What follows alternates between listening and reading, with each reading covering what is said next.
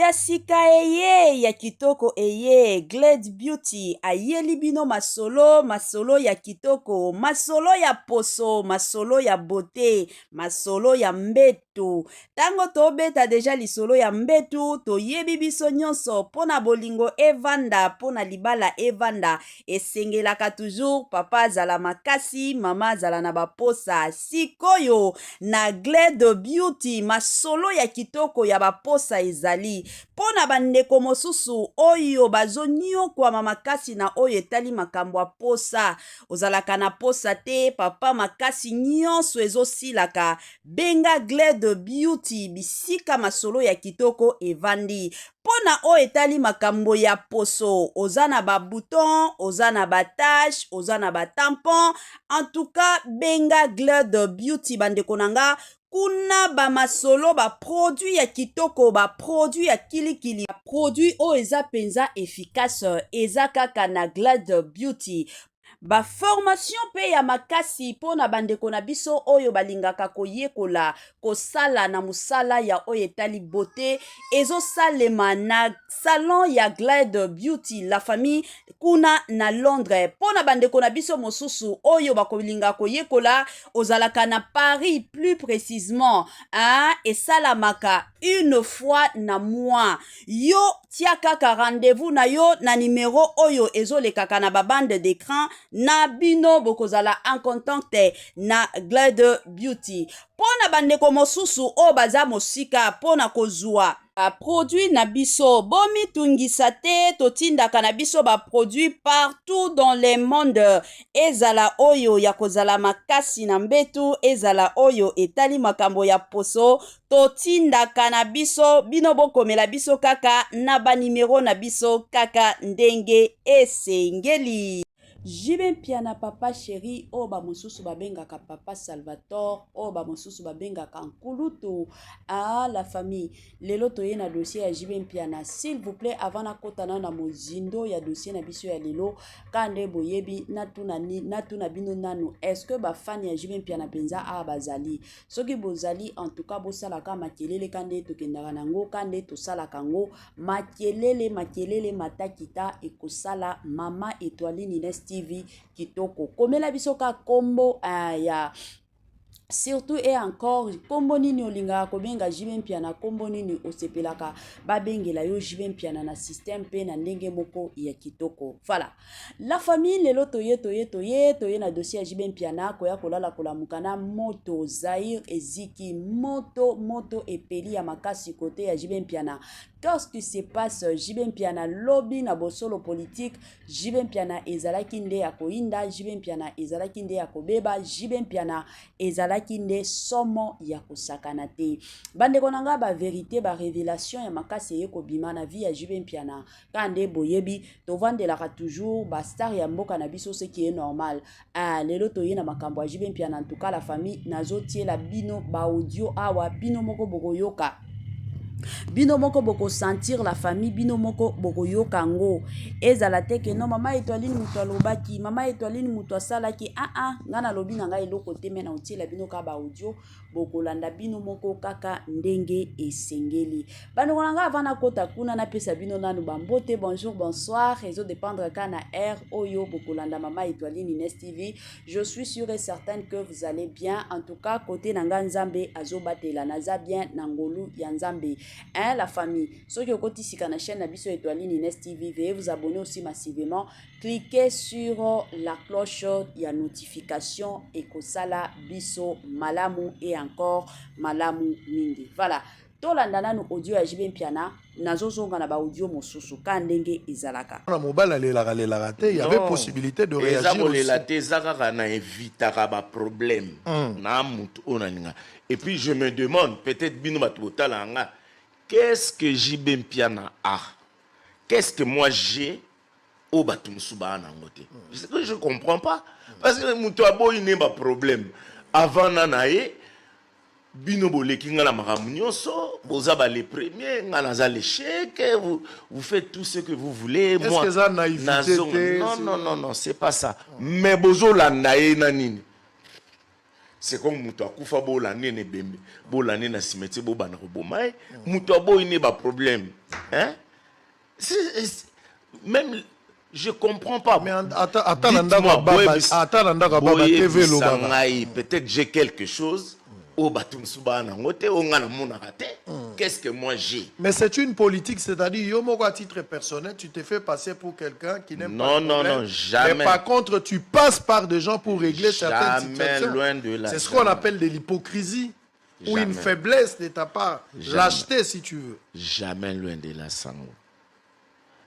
Pour le bar à travers Batouté. Jamais, non. On va arriver, on va avancer. Il y a pas mal de choses, on va avancer. JB Mpiana, l'artiste et musicien, nous avons vu JB évoluer. Je me rappelle encore, je ne sais plus l'année, mais Naïbi qui est conseiller au Bobetara, où il y a Banda Boutouti, lobby à 14h. Je pense qu'il y a une expérience, on a Bobetara, où il y a Zobeta, Koto, Yozakoto. Le concert le plus long. Omitia kana esika nini na kati ya société.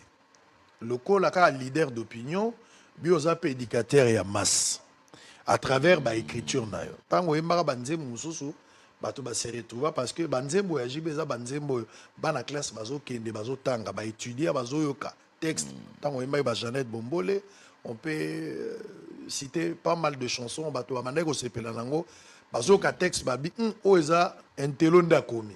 C'était bravo. Oyembara lokola Kinshasa, on va décortiquer quelques textes. Oyembara Kinshasa. Olobi Kinshasa ngoyo par-ci par-là bafulu, lobi bapandi mutusu, lobi wenze mo yiba malobango. 20 ans après, la situation demeure la même na Kinshasa. Quel est ton point de vue du fait que tu as eu à dénoncer la situation à Kinshasa pour qu'elle change? Mais banda dénonciation non, Kinshasa s'est dégradé à niveau tous les lots. Tant que vous à Kinshasa, vous êtes satisfait? Non, c'est vraiment triste. Parce qu'il fallait qu'il bayo kanga, mon biso artiste, bazora biso kana ba côté mon boy. Hein, mais il fallait. Soki bayo kanga sérieux et je me souviens, j'avais eu même des problèmes à cause de cette chanson. Oh JB azo critiqué, azo comprendre. JB Mpiana papa chéri alobi azowele la kiti ya bokonzi na mutu te. JB Mpiana alobi azowele la sani ya biloko ya kolia na mutu te.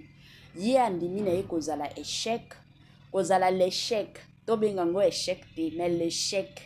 Batu mosusu ba gagner na bango. En tout cas, JB Mpiana zaka na maturité ya makasi, sagesse pe côté wana ezalaka penza na niveau moko très très élevé. Yango nga na lobaka toujours papa chéri JB Mpiana azalaka neti batu mosusu te. Moni batu mosusu bango ba mema makakaka, omona ka boye mwa likambo moko beye ya memami. Mais JB Mpiana makambo na nyonso asalaka alingaka toujours atiana nu mayele nanu evanda wana penza izalaka bongo JB Mpiana. Ya sika eye ya kitoko eye Glade Beauty ayeli bino masolo ya kitoko, masolo ya poso, masolo ya beauté, masolo ya mbetu. Tango tobeta deja lisolo ya mbetu toyebi biso nyonso pona bolingo evanda, pona libala evanda esengelaka toujours papa zala makasi, mama zala na baposa. Sikoyo na Glade Beauty masolo ya kitoko ya baposa ezali pona bandeko mosusu oyo bazonyo kwa mamakasi na oyo etali makambo ya posa.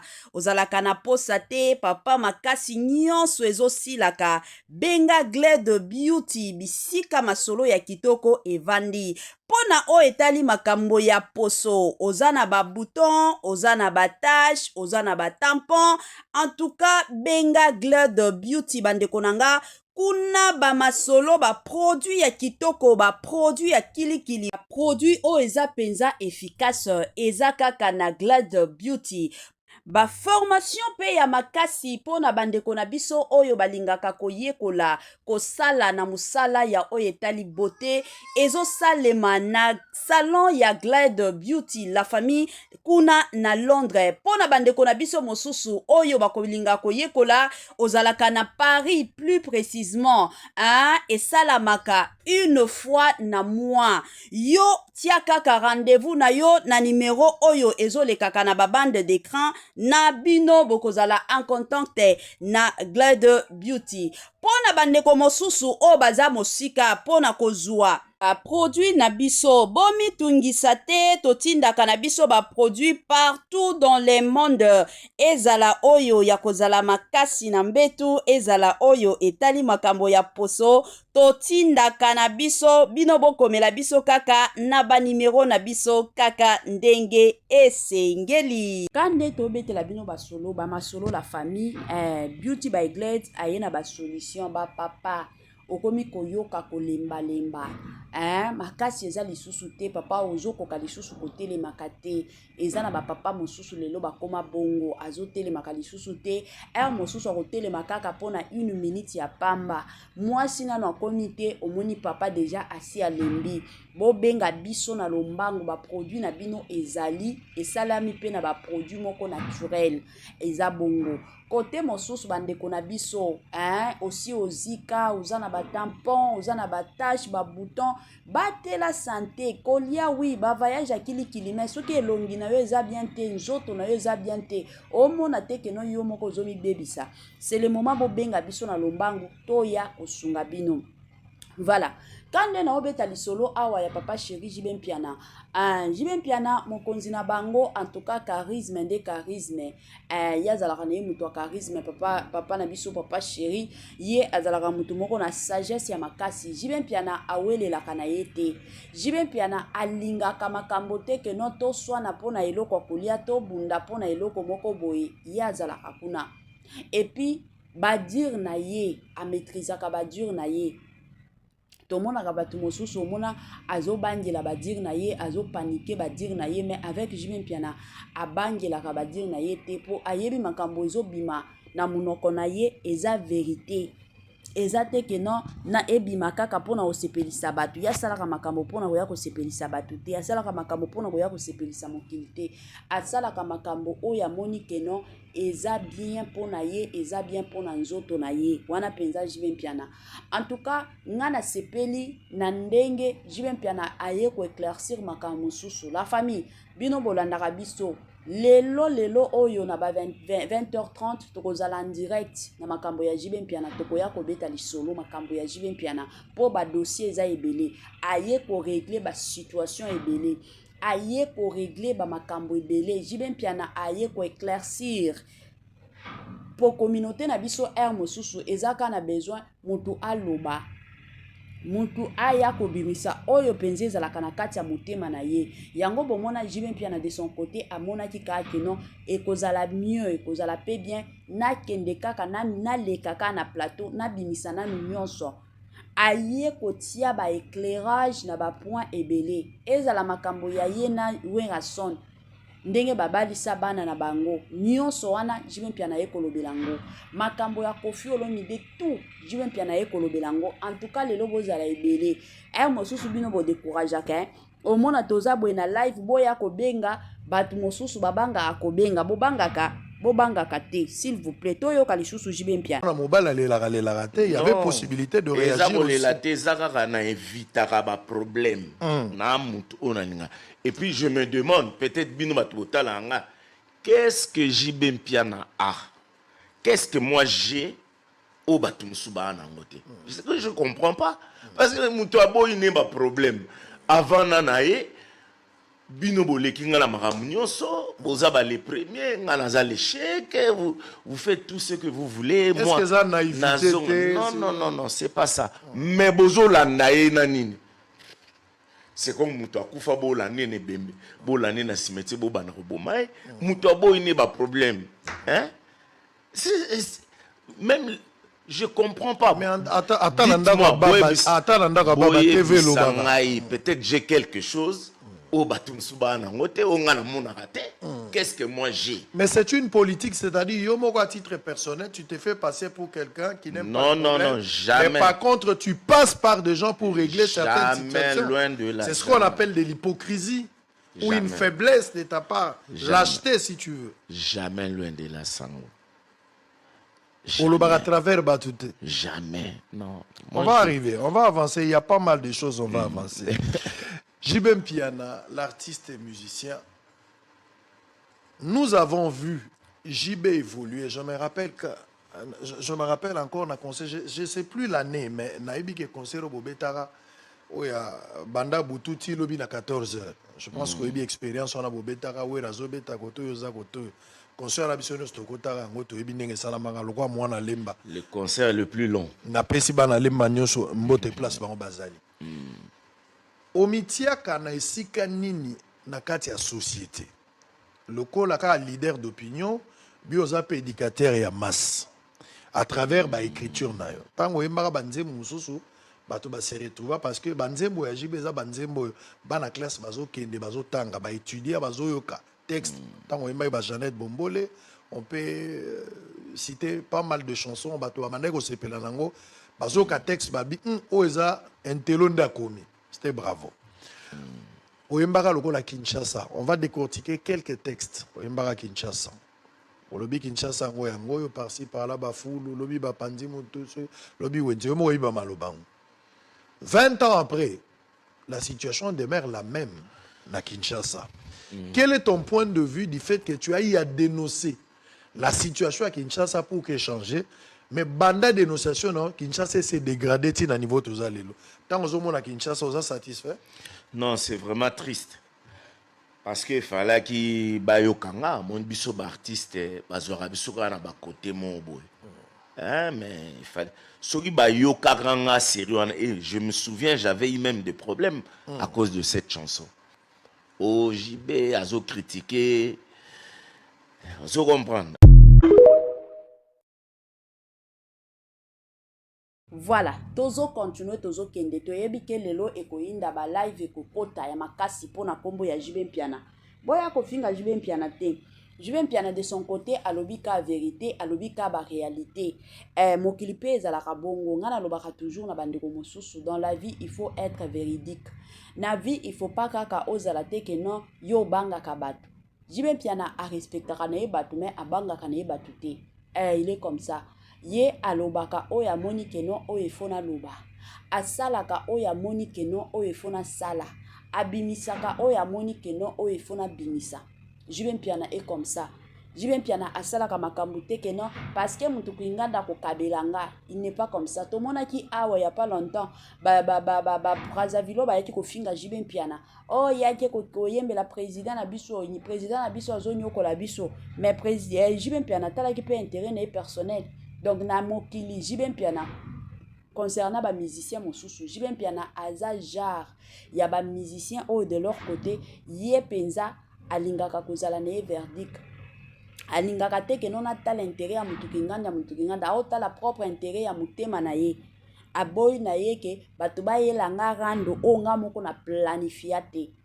Yango bomo na taba réponse na ye ndenge azo pesango, il est très à l'aise. Po ayebi ba propos nyonso oyo azobimisa eza bongo soki boya ko finga JB Mpiana boya ko finga ye na soni na kolobango lisusu soki bokoya penza ko finga JB Mpiana bokoya ko finga penza JB Mpiana na soni penza makasi tozala penza na mitema JB Mpiana za na ye véridique alobi na ye vérité batu mosusu tellement vérité sala baka ele sala ka bango somo batu mosusu vérité sala ka bango mukusa yango bakoyela JB Mpiana toyebi mais botika JB Mpiana alobi bien alobi na ye bakende bazala ba les premiers ba gagner soki bako gagner pe lola ba gagner lola bakende ba gagner soki bako balingi ba gagner pe lola bakende ba gagner lola ya azata kuna te azowelela na mutu te elobi ata ye moko bakende na bapoto babeta ba concert ngana nzata kuna te